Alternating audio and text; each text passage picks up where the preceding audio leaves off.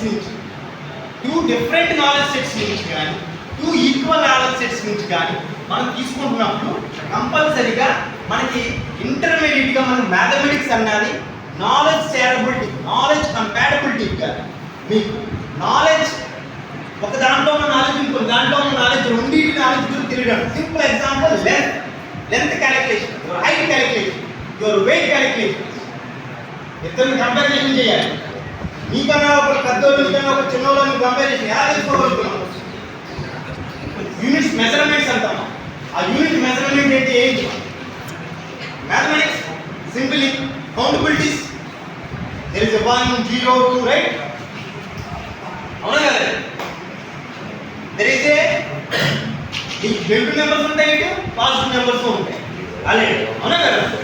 Negative numbers ఒకసైడ్ ఉంటాయి, 0 there will be positive count.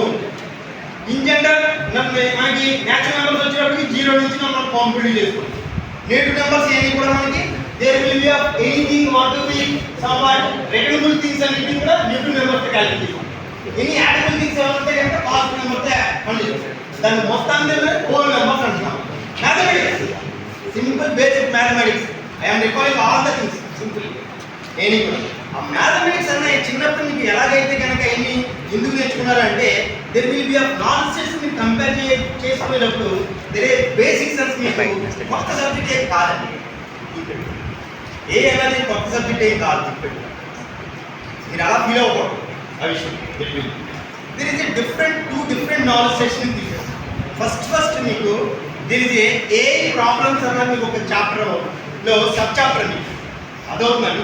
వచ్చిన సబ్ చాప్టర్లో మీకు ఏ ప్రాబ్లమ్స్ అంటే ఏ ఛాలెంజింగ్ ఇష్యూస్, మనకి ఛాలెంజింగ్ ఇష్యూస్ ఏవైతే ఉన్నాయి, ఎలా అసలు మనకి ఛాలెంజింగ్ ఇష్యూస్ అంటే సొల్యూషన్స్ ఏ విధంగా క్రియేట్ చేయాలి, అసలు దానికి ఏమేమి ఛాలెంజెస్ ఉన్నాయి, that nothing but A problems అని కూడా. ఆ హెడ్డింగ్ ఆఫ్ ఏ ప్రాబ్లమ్స్ మీరు ఏ ఛాలెంజింగ్ ఇష్యూస్ ఏ ఉన్నాయి అన్నది మీరు ఐడెంటిఫికేషన్ చేసుకుంటారు. వాటి గురించి నేర్చుకుంటారు.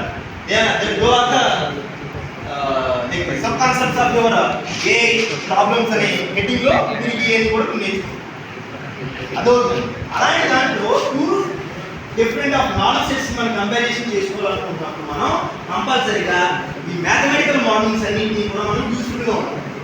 అదేవిధంగా ఏ అంటే ఏంటండి, నువ్వు లైక్ హ్యూమన్ బీయింగ్ ఏదైతే ఇంటెలిజెన్స్ సిస్టమ్ అంటూ నీకు ఉంటుందో అలాంటి ఇంటెలిజెన్స్ సిస్టమే ఆర్టిఫిషియల్ నన్ను క్రియేట్ చేయాలి.